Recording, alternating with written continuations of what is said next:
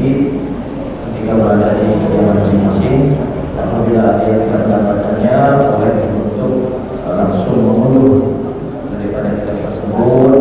Jadi yang tersedia di dinding kanan kiri masjid telah disediakan QR kode, silakan di scan, akan ada link di sana yang bisa langsung mengunduh. Insyaallah Bapak sekalian, ini nampak bertahan majelis kita pada siang hari ini. Kita doakan dalam sebuah Bismillahirrahmanirrahim. Bismillahirrahmanirrahim. Bismillah walhamdulillah wassalatu wassalamu ala rasulillah sayyidina maulana Muhammad ibn Abdullah wa ala alihi wa sahbihi wa man wala. Allahumma rabbi shrah li sadri wa yassir li amri wa hlul 'uqdatam min lisani yafqahu qawli. Rabbi zidna 'ilman wa yaqinan warzuqna fahman. Allahumma arzuqna fahman nabiyyin wa hifdzal mursalin wa ilhamka ilhamul malaikatil muqarrabin. Subhanaka la 'ilma lana illa ma 'allamtana innaka antal alimul hakim. وتب علينا يا رب إنك أنت التواب الرحيم واغفر لنا وارحمنا وأنت خير الراحمين فانصرنا على القوم الكافرين. اللهم يا من وفق أهل الخير وأعانهم عليه فقل اللهم الخير وأعنا عليه. اللهم هذا منك وبك وإليك ولا حول ولا قوة إلا بك. Masyarul hadirin hadirat Bapak Ibu saudara saudariku jamaah majelis salat zuhur Masjid Johorul Imam rahimani rahimakumullah. Assalamualaikum warahmatullahi wabarakatuh. Alhamdulillah, alhamdulillah, lakal hamdu syukur ya Rabbana. Bersyukur kita kepada Allah Subhanahu wa taala yang masih terus memberikan kita sehat wal afiat dalam mantap iman dan Islam, dan diberikan taufik dan inayah sehingga kita mampu menjalankan ibadah kita Ramadan dengan berpuasa dan memperbanyak ibadah yang lainnya, dan mudah-mudahan semua amal ibadah kita lakukan menjadi amal yang makbul, diterima di sisi Allah Subhanahu wa taala. Baiklah Bapak hadirin Ibu-ibu, kita melanjutkan kembali pembahasan kita sampai kita di halaman 8 dari makalah yang kita bikin ini. Pertanyaan nomor 27. Bismillahirrahmanirrahim. Alhamdulillahirabbil alamin. Allahumma shalli ala sayyidina Muhammad. Pertanyaan, apakah perbedaan qada tarakhi dan qada fauran? Bapak Ibu hadirin, dalam syariat itu banyak ibadah yang mana kalau kita melewatkannya, terlalaikan, lupa atau memang tidak melakukan, maka dituntut kita untuk mengqadha. Dalam ahli sunnah wal jamaah, dalam madhab syafi'i, qadha itu ada, baik itu qadha salat ataupun qadha puasa ataupun qadha haji, qadha zakat, itu semua ada. Nah, qadha ini dalam istilah yang sama, baik itu dalam salat atau puasa ataupun haji ataupun zakat sama. Termasuk yang kita bahas sekarang itu qadha masalah puasa. Ada istilahnya Pak, qadha itu tarahi, ada yang namanya fauron. Tarahi itu artinya boleh ditunda, boleh ditunda. Ada yang namanya fauran, artinya langsung. Contohnya di sini disebutkan qada tarakhi adalah qada yang boleh ditunda pada waktu-waktu nanti sebelum bertemu Ramadan tahun berikutnya. Ini untuk orang yang memang tidak berpuasa di bulan Ramadan karena uzur yang disahkan syariat. Misal kita sakit, kita nggak bisa puasa, atau sedang perjalanan yang jauh, kita nggak bisa puasa, atau perempuan yang haid, nifas, nggak bisa puasa. Maka ketika selesai Ramadan, masuk Syawal, kita nggak langsung dituntut harus qada. Boleh kita tunda nanti, Syawal, mau Rabiul Awal, mau bulan Rajab, boleh. Karena kita memang kemarin meninggalkan puasa karena uzur yang disahkan oleh syariat. Sama seperti orang yang sholat juga sama hukumnya. Ketika orang itu sholat, dia bukan karena sengaja meninggalkan sholat, karena mungkin misal kita ambil contoh pada seorang kepalanya pusing luar biasa, nggak kuat sampai tidur gelisah, akhirnya dia memutuskan minum obat. Jam 3 subuh dia minum obat, pengen cepat sembuh, langsung 2 diminum. Dan dia nggak tahu kalau obat itu mengandung obat tidur yang kuat, sehingga dia minum obat jam 3, tertidur sampai subuh nggak kedengeran, bangun-bangun jam 7 pagi. Nah, orang seperti ini ada uzur dalam syariat Islam, dimaafkan, tapi bukan berarti tidak sholat. Dia harus mengqadha. Qadha orang sholat seperti ini, seandainya dia bangun jam 6:30, lalu dia ngerasa lapar, haus, gerah, dia boleh makan dulu, boleh minum dulu, boleh mandi dulu. Tapi maaf, kalau orang itu begadang, nonton bola atau dengan sesuatu yang sia-sia, sampai sebelum subuh tidur lalu kebablasan, bangunnya siang hari, maka ini orang begitu bangun nggak boleh makan, nggak boleh minum, nggak boleh mandi, harus langsung sholat. Nah, sekarang tolong sampaikan kepada saudara kita yang menggampangkan urusan puasa, Pak. Puasa ini wajib bagi seorang muslim yang berakal, baligh, sehat, kalau perempuan tidak haid, tidak nifas. Ada banyak kita saksikan orang-orang yang dengan gampang tidak mau berpuasa atau membatalkan puasa tanpa uzur. Sampaikan kepada mereka dituntut oleh syariat untuk qada dalam kelompok qada fauron. Apa itu fauron? Yang harus dilakukan langsung pada tanggal 2 Syawal. Jadi kalau ada hari ini orang enggak puasa tanpa uzur, baik laki atau perempuan, dibatalkan dengan sengaja tanpa uzur, dianggap permainan, cuma dicoba oleh temannya, ditawarin makan enak gratis, dibatalkan. Katakan sampai di pertama, engkau dosa besar, pendosa, fasik. Kedua, wajib qada fauran. Apa itu fauran? Begitu lebaran hari kedua, wajib qada. Enggak ada istilah, wah ini kan masih suasana lebaran, nanti saja kan bisa. Oh, enggak bisa. Yang bisa menunda qada orang yang memiliki uzur yang diterima oleh syariat, seperti sakit tadi, haid, nifas, musafir, dan lain-lain. Tapi orang yang bermain-main dengan hukum syariat, sengaja enggak puasa atau membatalkan puasa tanpa uzur yang syar'i, cuma tergoda oleh makanan minuman, maka dia harus mengqada langsung setelah selesai lebaran. Seandainya lebaran boleh puasa, lebaran dia harus puasa, tapi enggak boleh puasa di hari lebaran. Haram hukumnya. Tanggal 2 Syawal itu bukan hari lebaran sebetulnya. Dia mau lebaran enggak boleh. Lebaran silakan, tapi hari itu kau harus puasa. Wajib puasa, enggak boleh ditunda. Jelas Bapak, insyaallah. Sama seperti sholat tadi juga, saya tekankan lagi nih. Banyak orang melalaikan sholat. Melalaikan sholat gara-gara nonton bola, misal. Nonton bola mulai jam 2. Masuk stadion sebelum zuhur, takut nggak dapat tempat. Zuhur lewat, asar bubar jam 5:30, maghrib pun lewat, lepas. Ini orang nggak boleh nunda. Begitu dia tahu dia terlepas sholat, nggak boleh mau makan dulu, mau minum dulu, mau mandi dulu, enggak. Langsung wajib qada sholat, nggak bisa ditunda. Beda kalau kita ada uzur, seperti saya gambarkan tadi, perut lapar boleh makan dulu, boleh minum dulu, gerah boleh mandi dulu, hakadha. Itu hukumnya. Misal wajib qada bagi mereka yang dengan sengaja tidak berpuasa tanpa uzur atau membatalkan puasa tanpa uzur. Ini perlu disampaikan sama teman-teman kita yang suka menggampangkan urusan agama. Ya, enggak puasa dia nyantai, ngebatalin puasa, sholat biasa saja, enggak sholat biasa saja, itu hukumannya. Baik, sekarang kita masuk hukum berikutnya. Apa hukumnya? Nomor 28. Menelan air ludah, dahak, ingus. Nah, ini lagi musim pilek, Pak ya. Nah, ini perlu kita tahu juga. Karena saya dulu pernah jalan sama teman, Pak. Mesti saya belum mondok. Itu saya jalan sama teman, baru jalan 7 langkah, jalan lagi. Ini orang kok aneh, ngeludah terus. Ternyata dia nggak paham. Dia kira air ludah batal kalau ditelan. Jadi setiap air ludah itu terkumpul, diluarkan. Kan repot. Syariat nggak susah. Syariat itu dimudahkan. Nah, sini kita harus tahu hukumnya. Jika air ludah itu boleh ditelan walaupun telah dikumpulkan di mulut. Ini sekedar saya kasih contoh, Bang. Air ludah sehari ditelan aja nggak apa-apa walaupun kita puasa. Walaupun seandainya dicontohkan dikumpulkan sengaja sampai penuh, bleb ditelan, nggak batal selagi miliknya sendiri. Kedua, selagi tidak keluar dari lidah dan mulutnya, bibirnya. Jadi kalau ada orang misal dia bisa mengeluarkan air ludah dengan lidahnya, ada air ludah di sini, ditelan masuk. Selain air ludah itu nggak lepas dari lidahnya, boleh. Nah, bibir dibasahin, nggak apa-apa. Nah, sekarang Bapak mungkin pernah dengar, nggak boleh menjahit di siang hari puasa. Lu apa urusannya kita bilang? Jahit pakai jari, pakai tangan, Pak. Karena orang dulu kalau masukin jarum itu nggak bisa masuk kecuali harus benang masuk ke mulut pakai air ludah. Berarti di benang ini ada air ludah yang sudah terpisah. Ditusukkan, blast masuk, udah selamat. Tapi kadang-kadang ditusuk nggak masuk, masuk lagi ke mulut.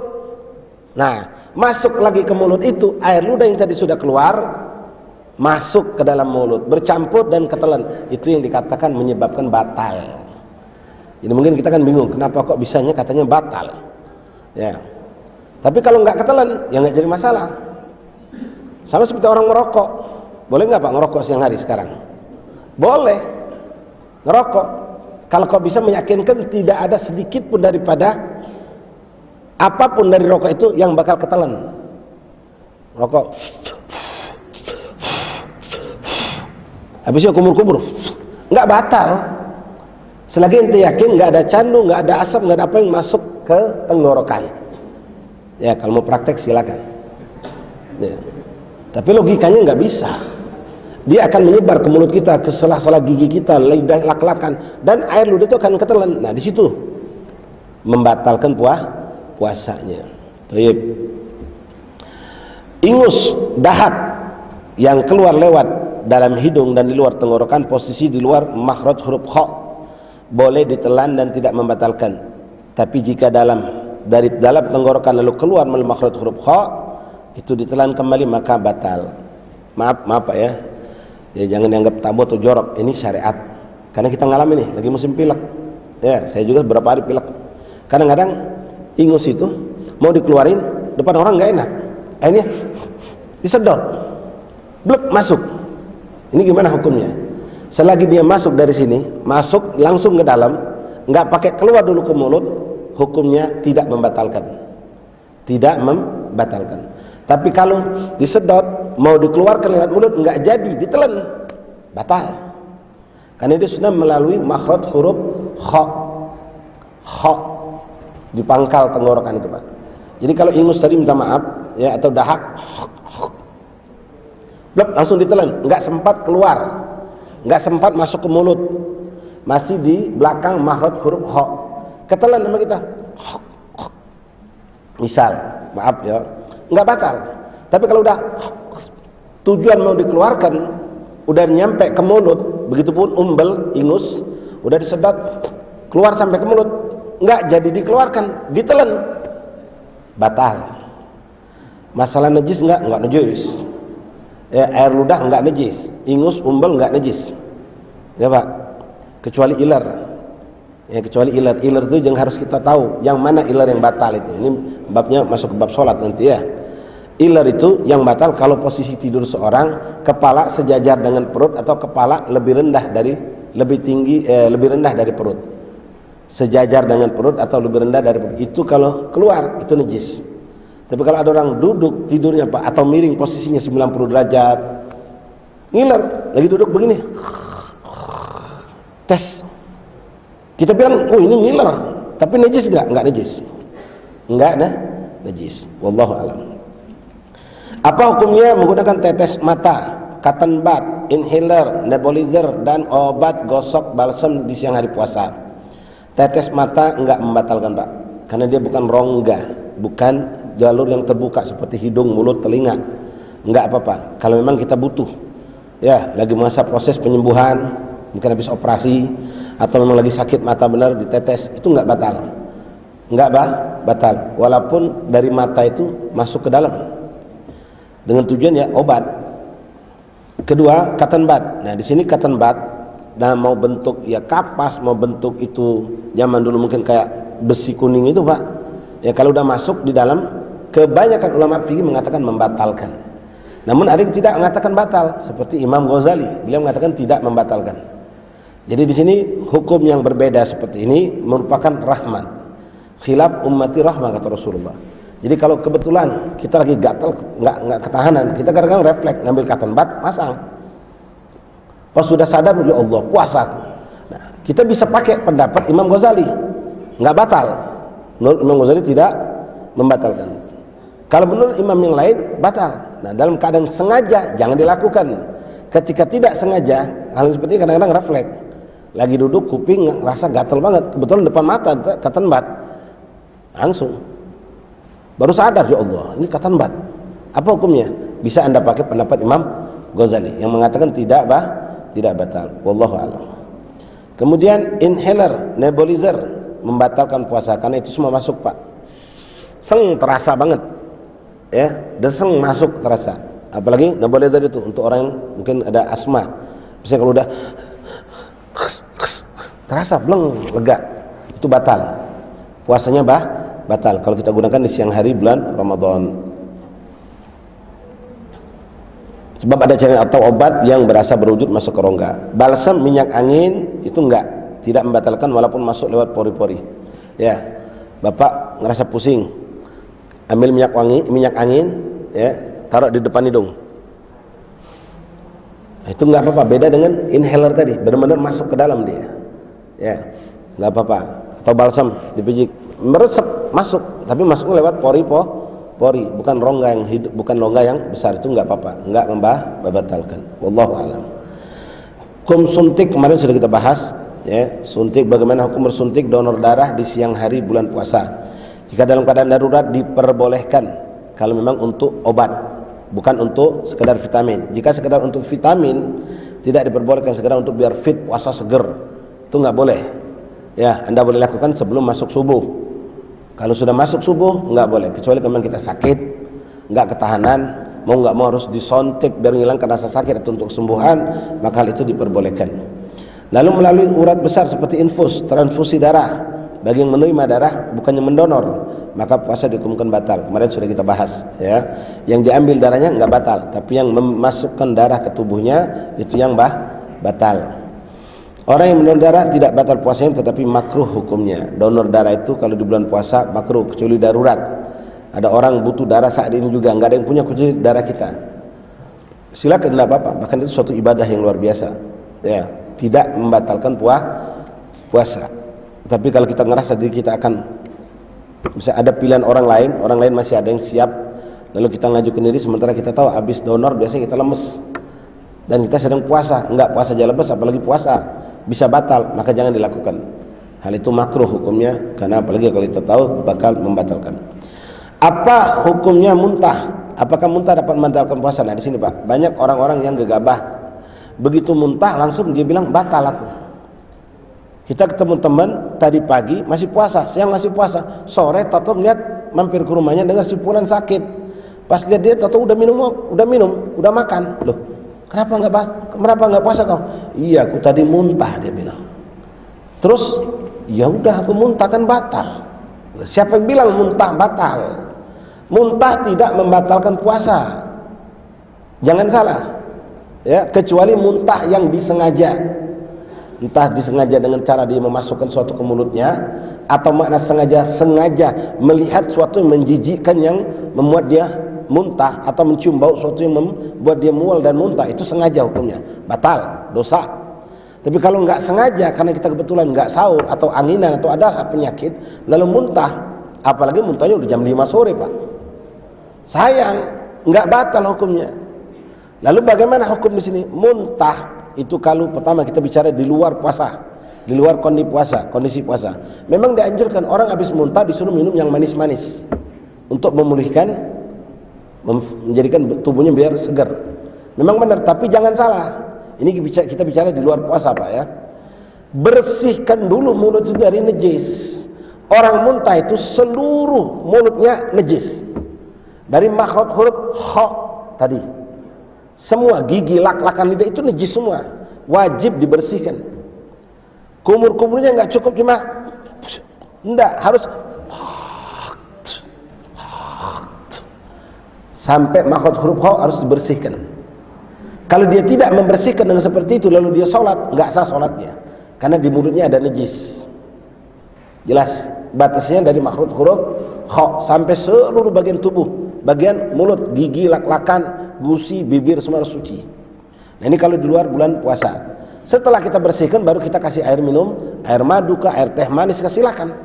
Memang itu cara yang memulihkan cepat, ya, dikasih yang manis-manis. Nah, sekarang kalau bulan puasa, pertama pastikan orang muntah itu tidak batal puasa.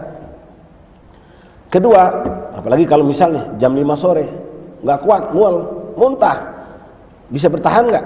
1 jam lagi adzan. Bisa Pak, kata anak kita. Bisa mah. Sabar, jangan kau batalkan. Jangan langsung dikasih air es, air teh manis, air sirup manis, jangan. Suruh sambung puasa tinggal 1 jam, 2 jam, sayang.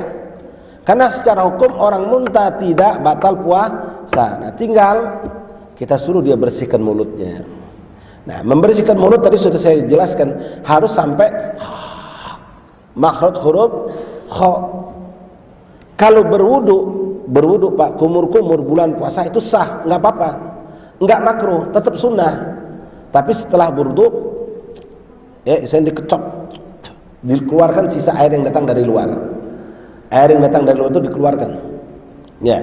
Nah, sekarang kalau orang ini muntah Dia nggak cukup dengan kumur-kumur biasa, dia harus. Kalau orang tanpa hajat, tanpa tuntutan untuk membersihkan najis, dan dia sedang berpuasa, kumur-kumur model begitu, makruh. Dia nggak lagi muntah, cuma pengen ngadem ke tenggorokan. Bulan puasa, kumur-kumurnya air dingin lagi Pak, makruh. Kalau nggak sengaja, katanya nggak sengaja, blub ketelan, batal. Oh saya kan nggak sengaja gimana?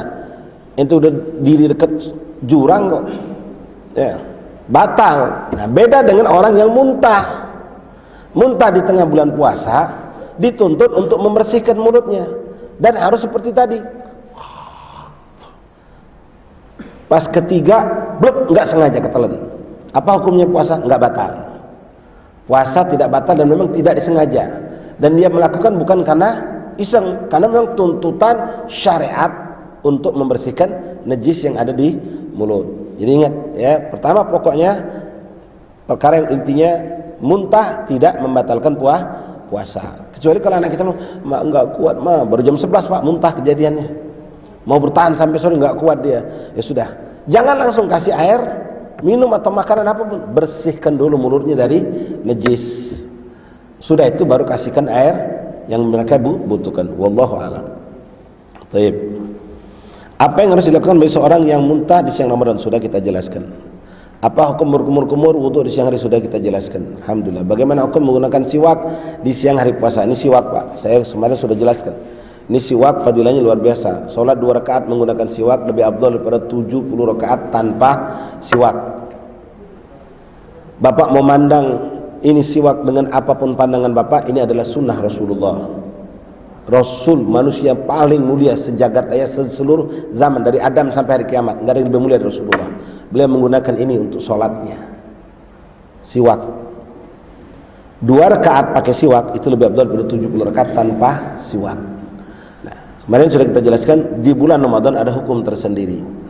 Ya, ada ulama mengatakan pakai siwak enggak ada makruh sampai maghrib, silakan.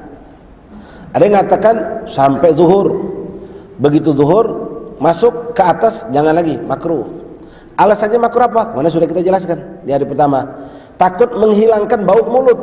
Subhanallah. Jadi bau mulut itu dijaga, jangan dihilangkan untuk orang yang puasa, karena bau mulutnya itu di sisi Allah atyabu minal misik, lebih harum daripada minyak wangi yang paling harum, namanya misik.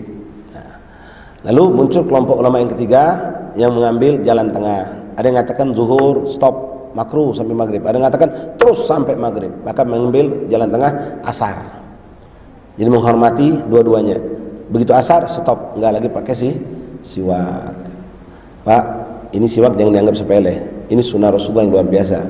Kalau Bapak dapatkan ada orang yang nazak mau meninggal, enggak meninggal Pak, cengap aja, ambil siwak. Kalau ada air zam-zam, celupkan ke air zam-zam. Enggak ada air biasa, masukkan ke mulutnya pelan-pelan sambil disolawati. Insyaallah, biidznillah, ruh akan keluar dengan gampang. Itu kalau orang yang jarang pakai siwak. Nah gimana kalau orang setiap hari pakai siwak?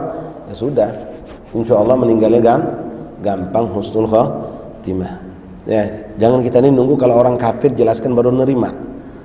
Ya, siwak sampai jadi pasta gigi, alhamdulillah.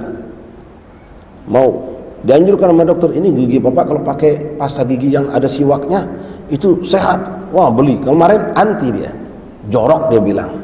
Ya, yang nggak ngerti apa itu, najis itu. Ya, udah masuk ke mulut, air ludah dikantongin, najis itu. Ya, orang bodoh begitu ngomong. Padahal air ludah tidak najis. Air ludah nggak najis Pak. Ya, Bapak habis baca Quran, kebetulan anak Bapak sakit, keluarkan sedikit air ludah, taruh di air, campurkan, kasihkan minum, berkah Al-Quran lewat air liur, insyaallah sembuh. Air ludah siapa paling mulia di jagat raya ini? Air ludah Rasulullah. Sahabat itu berebutan Pak mengambil air ludah Rasulullah. Jadi kita perlu tahu yang mana yang najis, yang mana nggak najis. Air ludah itu tidak najis. Ya, saya punya teman Pak, orang Madura itu, kalau orang Madura fanatiknya sama kiai sama habib luar biasa. Kalau mereka minta jampian bawa air, kita begitu, pas dia nerima dilihat botolnya itu, nggak ada air ludah, nggak sah, dia bilang. Beb, belum apa, udah tadi, nggak ada air ludahnya, Beb. Nggak ada air ludah, dia bilang. Ingin air ludah itu memang menyatu. Ya, itulah juga ada hukum nanti tahnik, ya panjang pembahasannya. Ala kulli hal. Bagaimana hukum orang yang berpuasa tetapi tidak sholat? Sudah kita jelaskan kemarin. Puasa tetap sah, tapi ini orang fasik. Na'udzubillah. Kan banyak, Pak. Puasa, tapi sholat enggak.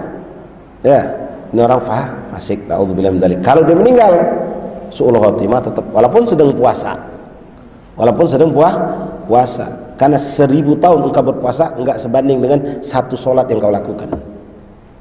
Satu sholat wajib itu nggak bisa dibandingkan dengan 1000 haji yang kau lakukan. 1000 tahun kau puasa nggak bisa dibandingkan. Sholat adalah yang paling utama dan pertama. La ilaha illallah. Apa saja yang dimakruhkan di saat kita berpuasa? Yang dimakruhkan itu banyak, meninggalkan semua yang sunnah. Di antaranya sini saya sebutkan mandi di siang hari tanpa hajat darurat. Ya, pengen ngadem, punya kolam, punya bak air yang di kamar mandi, Pak. Ngadem berendam, ya, nggak punya bak kamar mandi bener, ya, berendam, ada kolam berendam, atau mandi pakai shower lama-lama, makruh hukumnya, ya, makruh. Tapi kalau karena memang badan kotor, pulang kerja, istri habis masak dari pasar, ya sunnah kita bersih diri, tujuan membersihkan kotoran, menghilangkan bau badan, nggak apa-apa, bukan untuk ngadem.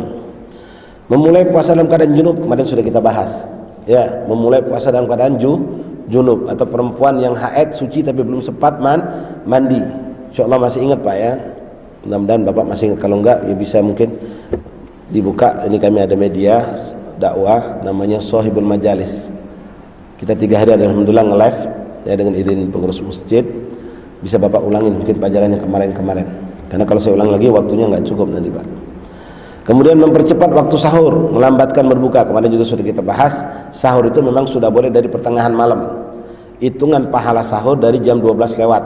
Kalau sebelum jam 12 Bapak makan nyisa, buka dia, dibabat dimakan, lalu bilang aku sahur sudah. Enggak, belum dapat. Pahala sahur dapat dari pertengahan malam. Nah, kita jam 1 karena enggak mau bangun sahur. Jadi makan duluan. Tidur pakai pesan lagi. Nanti kalau sahur jangan dibangunin, aku udah sahur. Ya. Nah, kalau dia duluan sahur, memang udah lewat jam 12, dapat fadilah tapi kurang afdol. Afdolnya sahur mendekati waktu subuh. Ya, minimal setengah jam sebelum adzan subuh. Makan 20 menit, sisa ke 10 menit, jangan lagi makan minum. Walaupun sampai mepet adzan masih minum boleh. Tapi dihindari kalau bisa.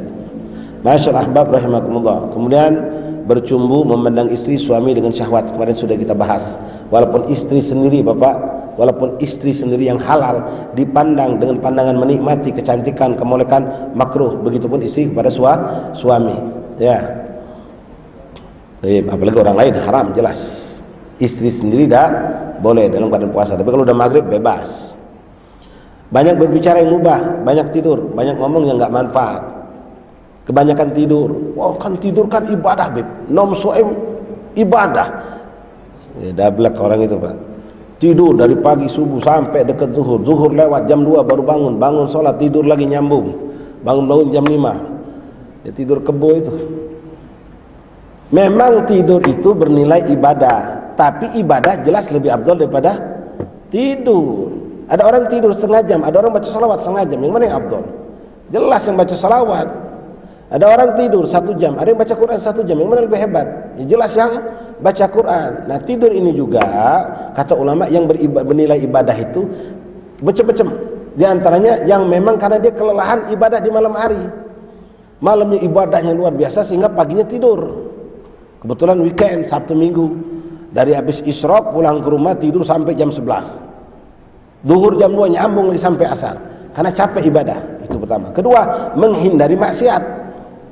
Keluar ngelihat maksiat, dalam rumah ada maksiat, ya ini maksiatnya di rumah, ya. Jadi gimana? Udah tidur aja dah. Tapi tetap jangan salah, baca Quran, baca zikir, iktikaf di masjid jauh lebih afdol daripada tidur. Jadi kalau kebanyakan tidur nggak bagus, kebanyakan tidur, kebanyakan ngomong yang nggak manfaat juga nggak bagus. Ya lagi heboh apa dibahas, ya. Sekarang nih gitu, Pertamina lagi ada masalah, dibahas. Mending itu bahas Quran. Nggak usah bahas apalagi aib orang, dosa, hilang pahala. Lagi kita nggak tahu, ikut jadi seakan-akan pembicara ulung kita. Bicara tentang kasus ini kasus. Baca salawat lebih afdal. Ya, daripada ngomongin orang, diam lebih afdal. Itu yang baru diam yang bernilai tasbih ketimbang ngomongin perihal orang lain. Tapi donor darah, cantuk, kerja keras yang tanpa darurat itu juga jangan, Pak. Maaf ya, banyak orang nggak puasa gara-gara alasan kerja. Kita harus jujur sama Allah. Apa memang kerjaan ini darurat? Apa memang kita nggak bisa puasa? Tanya pada diri kita. Kalau kita sanggup untuk menghindari bekerja keras di bulan Ramadan, hindari. Kalau kita sanggup untuk tidak membatalkan, jangan dibatalkan.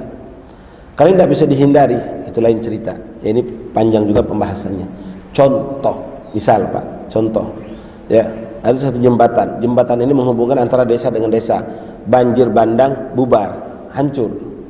Sementara ingin diperbaiki. Kejadian di bulan Ramadan. Mau nggak mau tukang harus kerja.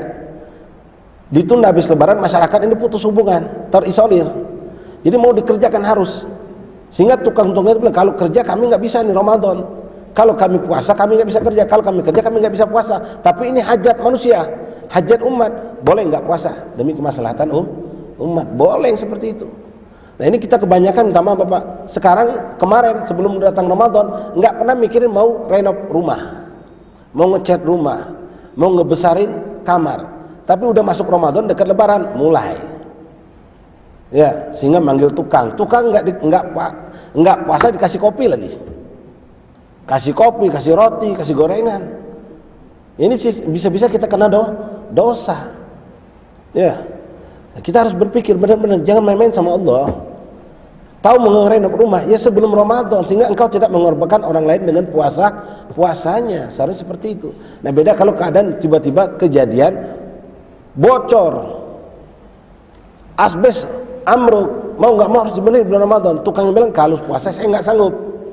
Jadi ini kalau nggak dibeneri, bocor tiap hari, banjir rumah, itu darurat. Ya sama juga seperti petani Pak. Kebetulan musim panen, ini zaman dulu, zaman masih panen sehektar butuh 3 hari. Kalau sekarang udah makin Masya Allah, nggak dipanen rusak, dipanen puasa, malam nggak mungkin. Nah boleh. Tapi jujur, kerja harus benar-benar kerja. Selagi mereka sanggup puasa tanpa batal, teruskan. Itu lebih afdal. Jangan nggak puasa dari awal, tapi kerjakan dulu, nggak sanggup baru batal. Itu lebih afdal. Wallahu a'lam. Mencicipi masakan, minuman dengan tanpa hajat. Ini kan tugas ibu. Kenapa bapak masuk ke dapur? Mau nyicipin. Nyicip boleh nggak batal, makruh. Minta yang bisa nyicip dilepehkan kumur-kumur. Jangan sampai ketelan. Sikat gigi dengan menggunakan pasta gigi setelah subuh, makruh juga. Kalau ngetam pasta gigi boleh. Kembali hukum seperti siwak. Meninggalkan sunnah sahur. Sunnah sahur itu sunnah. Oh saya kuat nggak pakai sahur. Iya tapi sunnah Rasulullah. Kemarin sudah kita jelaskan. Walau seteguk air jangan ditinggalkan. Berlebih-lebihan saat berkumur-kumur. Wallahu a'lam. Bagaimana cara melakukan sujud tilawah, sujud sajadah? Masyaallah ahbab rahimani rahimakumullah. Saya langkahkan dulu Pak ya. Kita masuk langsung ke bab mengenai sholat tarawih dan sholat witir. Ini yang mungkin lebih kita butuhkan mengingat waktu. Sholat tarawih, sholat witir itu adalah sholat sunnah yang sangat dianjurkan dilakukan di bulan Ramadan. Jangan salah, sholat tarawih memang adanya hanya di bulan Ramadan, tapi sholat witir sepanjang tahun disunahkan. Sholat witir sepanjang tahun disunahkan setiap hari.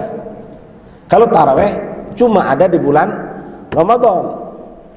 Sholat taraweh, syarat keduanya hendaklah dilakukan setelah melakukan sholat isya. Jadi ada orang terlambat Pak, masuk masjid, orang udah sholatul jami'ah, sholatul taraweh rahimakumullah, dia belum sholat isya. Mikir gimana nih, udah komat mau sholat taraweh. Ya udah dah ikut taraweh dulu, nanti selesai pulang ke rumah sholat isya. Ikut dia di sini 23 pakai Quran. Pulang ke rumah, Allah mau sholat isya, ketahuan istrinya, lupa sholat apa lagi nih? Ya aku tadi kan taraweh, isyanya belum, sekarang mau sholat isya. Untung istrinya pinter. Inna lillahi wa inna ilaihi raji'un. Bapak, sholat taraweh enggak sah kalau belum sholat isya. Oh, jadi gimana yang tadi? Ya lewat. Yang dapat cuma baca, capek, nggak dapat pahala. Untung nggak dosa. Untung nggak dosa. Kenapa? Karena nggak belajar, nggak tahu ilmu. Makanya penting belajar, Pak. Ya, biar kita tahu hal yang sepele. Sholat tarawih harus setelah sholat isya, bukan setelah masuk isya, setelah kita sholat isya. Kalau belum sholat isya, orang sudah tarawih, sholatlah di belakang sholat isya. Atau boleh juga, ya ini butuh ilmu, tapi ikut nebeng sama orang sholat tarawih. Kita sholat wajib berimam sama orang sholat sunnah, boleh. Walaupun afdolnya kita yang jadi imam, tapi nggak mungkin. Sah hukumnya. Lebih afdol lagi jangan cari teman, kalau kita memang berdua, kita sendiri sholat di belakang. Sholat isya, habis sholat isya ikut kejar tarawih. Tapi nanti tarawihnya kan ketinggalan. Ya sudah, mau nggak mau boleh ditambah setelah orang sholat selesai, orang baca doa, kita berdiri lagi sholat tarawih. Ya kalau kita tahu ilmunya banyak solusi, Pak. Islam itu indah dan mudah. Ya, tapi jangan dimudah-mudahkan. Kayak tadi, nanti aja habis sholat tarawih baru sholat isya, itu memudah-mudahkan. Ya. Bagaimana cara melakukan sholat tarawih dan kapan waktu berakhir waktu sholat tarawih? Sholat tarawih, sholat witir sama hukumnya. Diperbolehkan setelah melaksanakan sholat isya. Selesainya kapan waktunya? Sampai sebelum masuk subuh. Jadi jangan selama ini mungkin kita ada kebetulan punya urusan di luar, ketemu macet di jalan, sampai ke komplek, lihat orang udah bubar, ya lepas dah sholat tarawih malam ini. Siapa bilang lepas? Sholat di rumah boleh, sendirian boleh, berjamaah afdol. Waktunya kan orang udah selesai. Belum selesai, waktu sampai subuh. Sholat tarawih mau jam 11, jam 12, jam 1, jam 2 silakan. Begitupun sholat witir, yang penting belum masuk waktu subuh. Kemudian boleh dilakukan dan afdolnya 2 rakaat salam, 2 rakaat salam, 2 rakaat salam. Mau 4 rakaat salam boleh, 4 rakaat salam boleh, seperti sholat isya misal, itu boleh.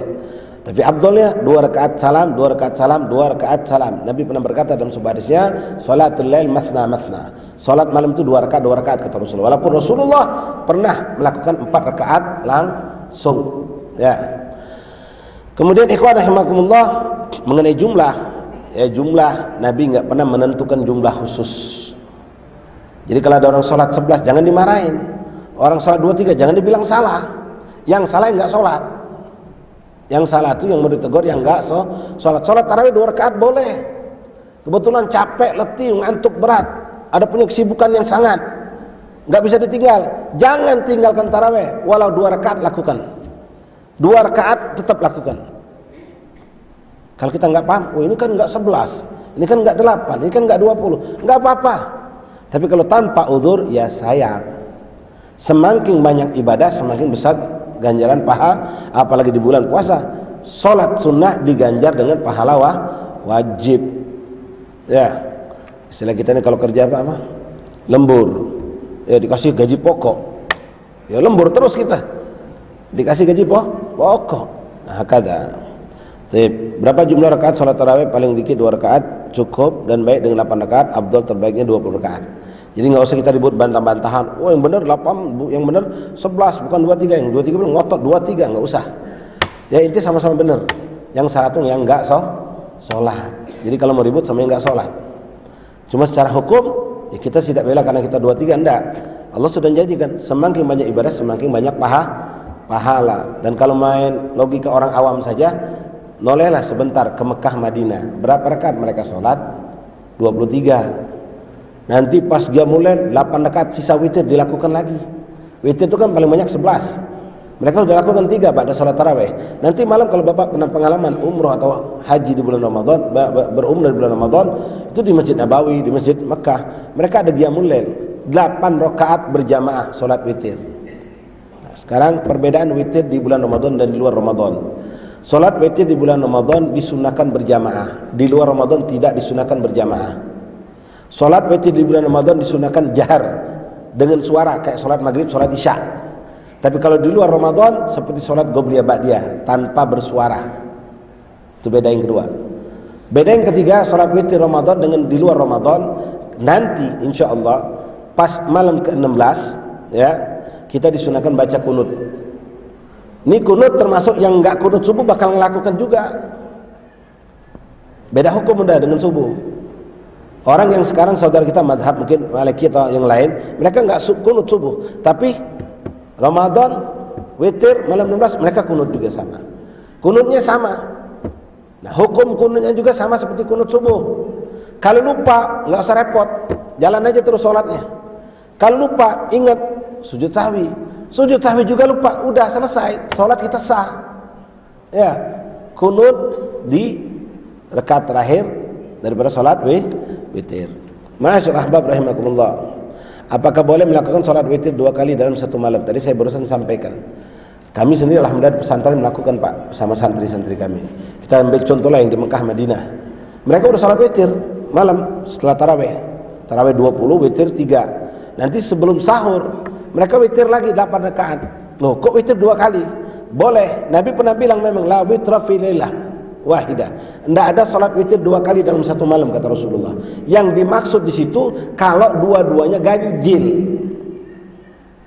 Tapi kalau yang pertama 3, lalu yang kedua kita lakukan 8, enggak jadi masalah. Boleh, bahkan afdol. Jadi witirnya 11 rakaat. Boleh juga pas ba'dal isya, ba'da tarawih 8, nanti terakhir 3, boleh juga. Bebas. Yang penting kita harus tahu ilmunya. Yang enggak boleh itu kalau 2 kali witir. Kemudian ada hadis Nabi mengatakan ijal witir akhir salatakum. Jadikanlah salat witir itu penutup salat kalian. Memang ada hadisnya. Makanya kita kalau salat isya, ba'diyah, tarawih baru witir. Padahal sebetulnya witir dulu baru tarawih sah-sah saja. Tapi anjuran Rasulullah ini bukan wajib. Afdalnya witir di akhir sebagai penutup salat. Makanya kalau kita qiyamul lail di luar puasa, itu biasa kita jadikan orang yang mampu qiyamul lail biasa witirnya di akhir. Nah, Rasulullah salat malamnya witir. Kadang 7, kadang 9, kadang 11.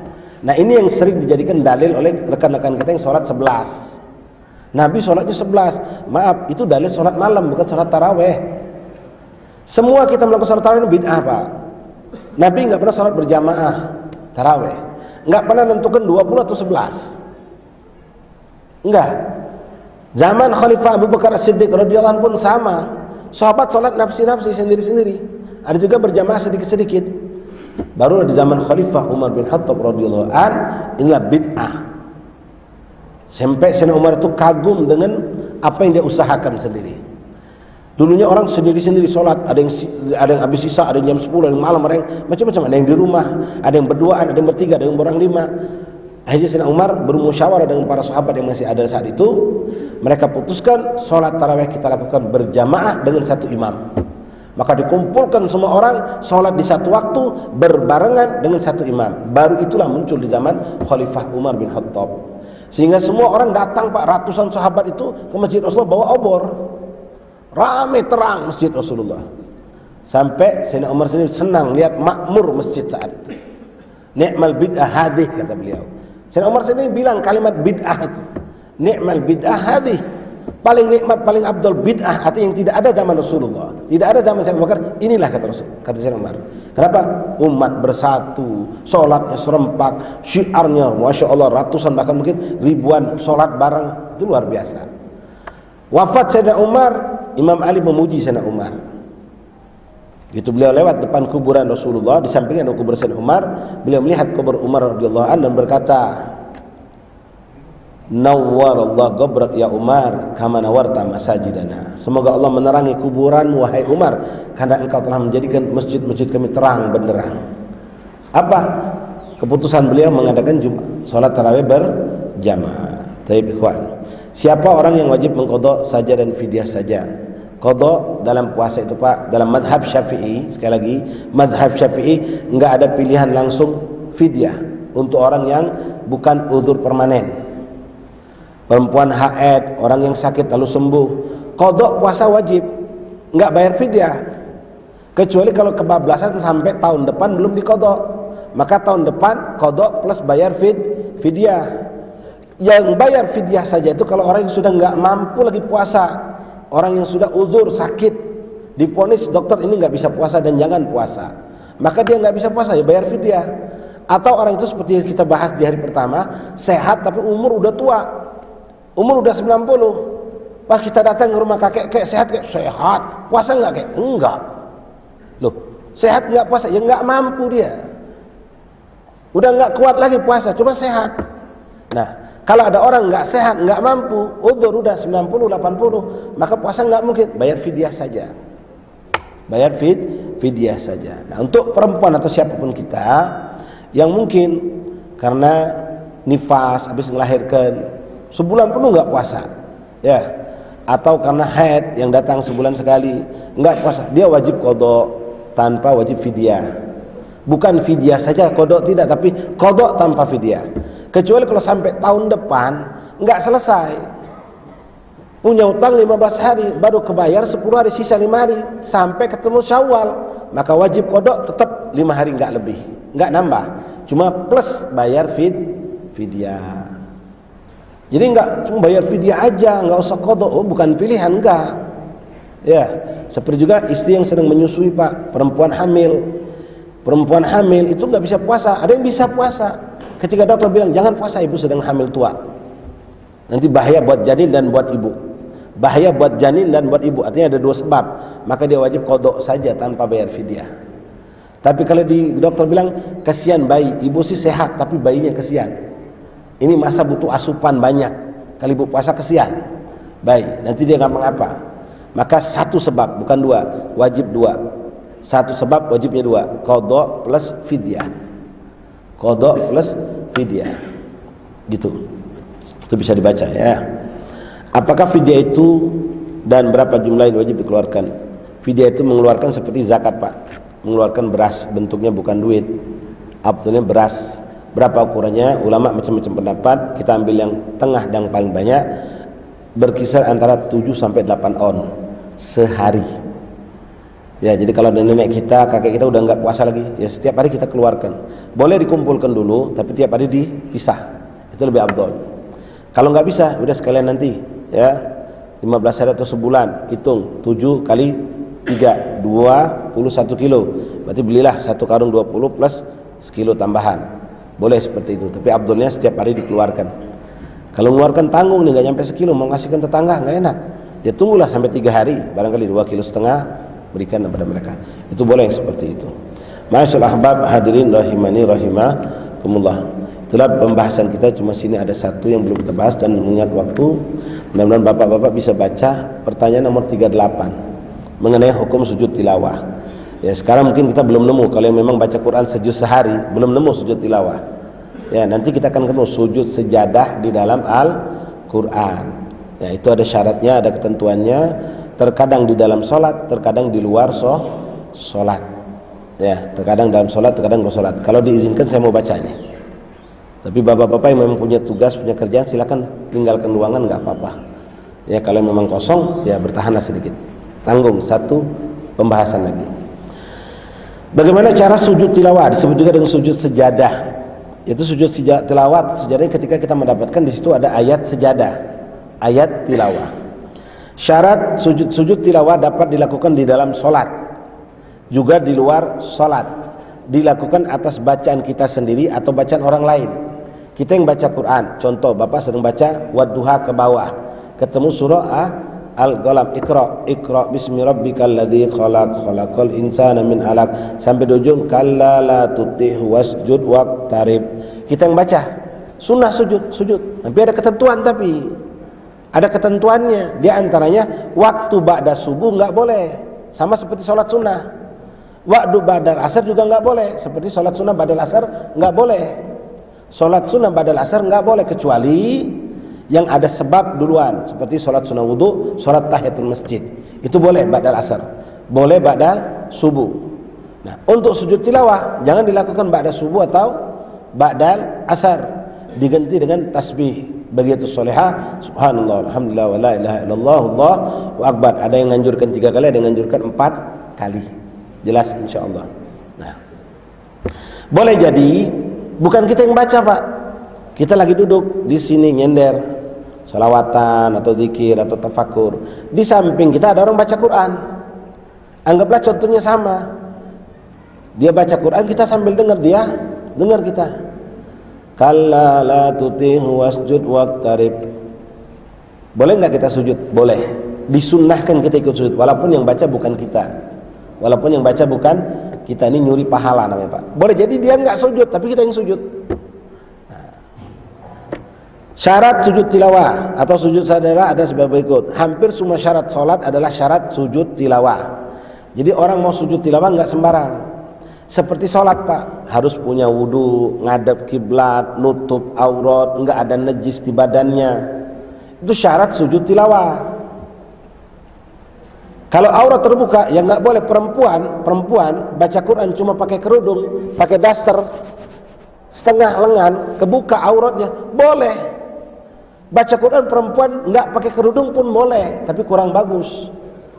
Sekarang dia pakai, katakanlah baju daster setengah betis, baca Quran boleh, tapi pas sujud tilawah nggak boleh, karena tidak lengkap menutup aurat.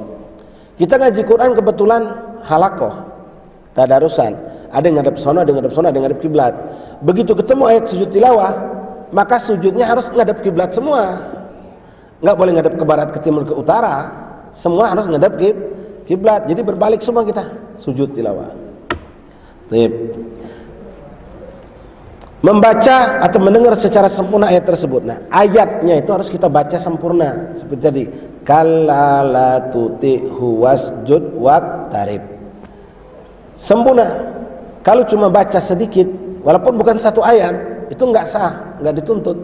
Kayak kita ngantuk Pak, sebelah kita orang baca Quran, pas dia bilang wasjud waqtarib, dengarnya cuma wasjud waqtarib aja. Kalla la tuti'nya kita nggak dengar. Boleh nggak kita sujud? Nggak. Kita harus dengar sempurna ayat tersebut. Ayat ya, bukan surat. Ayatnya sempurna kita dengar, sujud. Kemudian bacaan Quran itu dibaca dari bacaan orang yang sah untuk baca Al-Quran. Orang yang sah baca Quran, misal ada orang kafir pintar baca Quran, baca Quran dia ayat sejadah, sujud enggak kita? Enggak, karena orang kafir. Atau maaf, ada orang minta maaf, gila Pak, tapi sempat ngapal Quran, cuma nggak selesai. Kita tahu ini orang gila, 100% gila memang, tapi baca Quran Masya Allah, ketemu ayat sejadah, sujud enggak kita? Enggak, karena orang gila bacanya enggak sah. Termasuk perempuan haid, haram, enggak boleh baca Quran. Baca Quran, ketemu sujud sejadah, dianya haram, enggak boleh sujud, kita pun enggak boleh sujud dengan bacaan dia, walaupun istri sendiri misalnya. Kemudian, nah ini ilmu juga penting Pak. Bacaan itu langsung, sifatnya live atau mubasyir dalam bahasa Arab. Bukan rekaman walaupun dengan perantara TV, radio, mikrofon dan lain-lain. Bapak buka rekaman, di sini kan suka kalau mau adzan buka rekaman. Ya dari box. Ketemu ayat sejadah. Kita dengar di sini, kita simak. Pas ketemu ayat sejadah, sunnah enggak sujud? Tidak, karena dia rekaman. Rekaman. Beda kalau langsung baca di tempat, atau beda tempat tapi langsung. Misal kita nyetel TV Masjid Agung, buka radio Masjid Agung, nungguin buka puasa, atau katakanlah ada tilawatul Quran, atau yang lebih jauh lagi Pak, Mekah ke Madinah. Bapak punya TV, buka TV Nabawi, buka TV Mekah, ngikuti live langsung. Kita nyimak bacaan imam, nikmat bacaannya. Begitu dia sujud, dengar kita dia sujud tilawah, posisi kita sedang nutup aurat, punya wudu, ngadep kiblat, enggak bernajis, silakan sujud tilawah. Silakan sujud walaupun yang baca di Mekah. Tapi bukan rekaman, live langsung. Itu boleh. Ya. Termasuklah juga kalau kita di rumah, Pak. Ya, ini gambar yang lebih dekat, seperti warga dekat masjid, duduk di rumah, di masjid lagi tadarusan, lagi ada baca Quran. Kita dengar di rumah, dengar nyimak. Begitu ketemu sujud tilawah, kita ikut sujud. Boleh. Nah, yang kelima, bagi orang yang sholat tidak boleh sujud atas bacaan orang yang tidak sholat. Namun sebaliknya diperbolehkan. Kita lagi nggak sholat, kebetulan Mbak, ada orang sedang sholat, baca ayat tilawah, ayat sujud tilawah. Kita dengar. Orang sedang sholat, kita nggak sholat, dia sujud, kita juga sujud, boleh. Dia nggak sujud, kita aja yang sujud juga boleh. Itu. Tapi sebaliknya, kita sedang sholat, ada orang ngaji Quran duduk, orang yang baca Quran duduk, tadarusan, kita sedang sholat, kebetulan dengar dia, kalla la tuti'hu wasjud waqtarib, sujud kita, ya nggak boleh. Kita sedang sholat, gitu Pak. Nah, sekarang rukun-rukunnya. Jika di dalam sholat langsung sujud tanpa harus berniat dan langsung berdiri setelah sujud tanpa duduk istirahat. Ini perhatikan. Ya, Anda nanti akan sholat berjamaah di sini kan taraweh pakai Quran. Anda akan menemukan itu insyaallah. Mudah-mudahan imam kita menjalankan ini sunnah. Nah, sujud tilawah dalam sholat itu enggak pakai macam-macam, enggak pasang niat, enggak usah, langsung aja. Seperti tadi kalla la tuti'hu wasjud, setiap Jumat subuh kita dapatkan. Allahu Akbar, langsung sujud. Beb, bacanya apa? Ente enggak tahu bacanya? Enggak tahu, sudah baca aja subhanallah alhamdulillah wa la ilaha illallah akbar, atau subhanarabbiyal a'la bihamdi, atau subhanarabbiyal azim bihamdi, atau diam. Yang penting itu sujudnya, Pak. Yang penting itu sujudnya. Bacaannya itu ya kita bisa baca Allahumma laka sajadtu bika amantu ila sampai selesai. Ada beberapa jenis bacaan itu. Enggak hafal, baca subhanallah alhamdulillah wa la ilaha illallah Allah, atau subhanallah bihamdi subhanallahal azim juga boleh. Nah, satu yang perlu diperhatikan, begitu selesai sujud itu berdiri Allah langsung tegak. Jangan pakai duduk istirahat. Jangan pakai duduk kan kalau kita sholat ada duduk istirahat. Dari rakaat pertama menuju rakaat kedua. Habis sujud kedua, sujud pertama duduk, Allahu Akbar, sujud lagi. Pas mau berdiri rakaat ketiga, Allahu Akbar. Duduk dulu sebentar istirahat baru berdiri. Nah, ini tidak berlaku untuk sujud tilawah. Jadi sujud tilawah begitu sujud selesai, Allahu Akbar langsung berdiri, enggak pakai duduk istirahat. Jangan salah. Yang itu kalau dalam sholat. Kalau di luar sholat ada sedikit ketentuan. Pertama, kita ini Pak, Bu, dilarang sujud selain untuk sujud kepada Allah. Nah, termasuk sujud tilawah. Ada orang latah kadang-kadang. Setiap habis sudah sholat, sudah berdiri, pas mau ninggalkan masjid, sujud dia. Berdiri keluar. Nah, ini perlu tanya, sujud apa kau ini? Kalau bilang, oh saya sujud syukur, cakap, enggak, saya sujud aja. Karena ada orang begitu, Pak. Orang-orang lama dulu di Palembang sering begitu. Habis wirid nenek kita tuh, wirid zikir selesai, habis sholat duha, udah buka mengkena, belum berdiri, sujud dulu dia, baru berdiri. Kalau sujud tanpa tujuan apa-apa, enggak boleh, haram. Kalau sujud syukur, boleh. Sujud tilawah, boleh.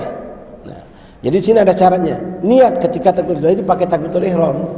Ngadap kiblat ketika kita sedang duduk, Allah. Kayak sholat, niatku sujud tilawah.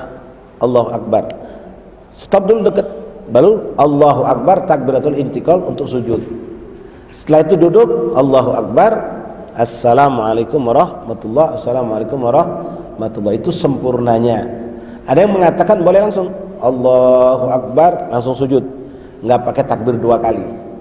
Jadi cukup takbiratul ihram tanpa takbir intikal. Ya, itu ada pendapat boleh. Tapi yang abdulnya takbiratul ihram dulu Allahu Akbar, lalu untuk sujud takbir lagi Allahu Akbar. Jelas. Lalu duduknya nggak tahiyat, nggak apa, duduk aja langsung assalamualaikum warahmatullahi, assalamualaikum warahmatullahi. Ketemu dalam satu surat ada dua, seperti surah An-Najm, dua kali sujud tilawah kita lakukan. Nah, sekarang kalau sholat berjamaah hati-hati. Kalau imam tidak melakukan sujud tilawah, jangan anda melakukan, batal. Kalau imam melakukan, jangan nggak ngikut, lakukan. Ya, wallahu a'lam bissawab. Cuma satu, hati-hati. Di dalam mushaf itu kebanyakan ada yang salah, Pak. Surah As-Sad ayat ke-6 kalau saya tidak salah. Di situ di mushaf dicetak ada gambar sejadah.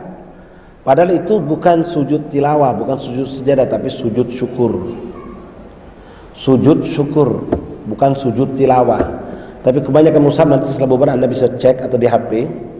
Itu kalau nggak saya di bawah 10 lah, kalau nggak anak ayat ke-6 atau ayat ke-7 barangkali, di awal-awal surah As-Sad. Itu sujudnya bukan sujud tilawah, sujud syukur. Jadi kalau kita sholat kita tahu itu bukan sujud tilawah, lalu kita sujud, bisa batal sholat, bisa batal sholat kita. Ketemu ya, nanti lihat aja ya, buka DP atau buka mushafnya. Wallahu a'lam bissawab. Alhamdulillah, ini telah kita selesaikan. Cuman di sini ada hadis-hadis yang nggak sempat saya baca karena mengingat waktu. Alhamdulillah buku ini telah dicetak. Jazakumullah jazak kepada pengurus masjid yang telah mengorbankan biayanya mungkin untuk mengeluarkan biaya sedikit untuk percetakan dan menjadi amal jariah. Dan mungkin yang nggak dapat buku bisa lihat scan di barcode ada, bisa Bapak buka.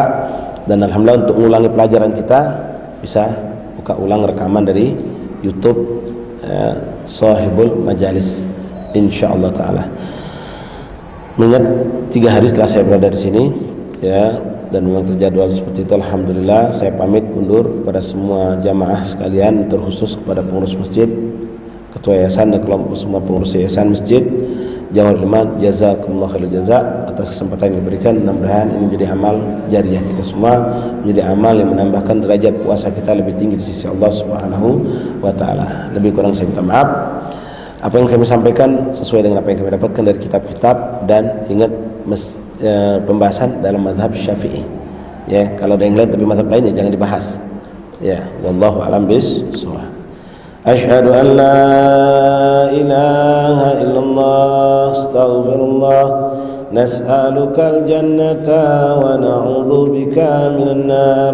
Asyhadu an la ilaha illallah, astaghfirullah, nas'alukal jannata wa na'udzu bika minan nar.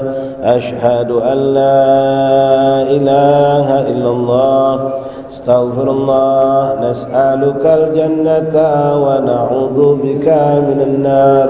Allahumma innaka 'afuwun tuhibbul 'afwa fa'fu 'anna. Allahumma innaka 'afuwun tuhibbul 'afwa fa'fu 'anna. Allahumma innaka 'afuwun karim tuhibbul 'afwa fa'fu 'anna ya karim ya 'azim ya 'azim. Anta ilahi la ilaha ghairuk, ighfir lana dhanbal 'azim fa innahu la yaghfiru dhanbal 'azim illa al-'azim. Fatihah. Allah taqabbal minkum jami' ma amilna min hadhihi ad-dars baraka ja'al hadha al-masjid wal majlis shahidan lana shahidan lana la 'alaina hujjatan alaina ja'alna mafatih khair wa syarr bi khairin afiyah wa taqwa istiqamah wa khatim fi khairin afiyah ila hadratin nabi. Fatihah. Bismillahirrahmanirrahim. Alhamdulillahirabbil alamin arrahmanir rahim maliki yaumiddin. Iyyaka na'budu wa iyyaka nasta'in ihdinas siratal mustaqim siratal ladzina an'amta 'alaihim ghairil maghdubi 'alaihim waladdallin. Amin. Allahumma rabbana taqabbal minna innaka antas samiul 'alim wa tub 'alaina ya rabbana innaka antat tawwabur rahim. Ighfir lana warhamna wa anta khairur rahimin fansurna 'alal kafirin. Allahumma hadha minka wa bika ilaik wa la hawla wa la quwwata illa bika sallallahu alaihi wasallam. Alhamdulillahirabbil alamin. Taqabbalallahu minkum.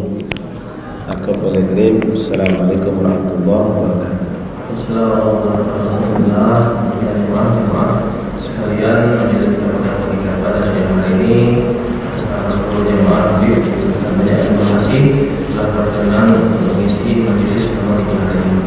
Kemudian selanjutnya terima kasih maaf atas segala kata pada Allah Muhammad. Wabillahi taufiq wal hidayah. Assalamualaikum warahmatullahi wabarakatuh. Waalaikumsalam.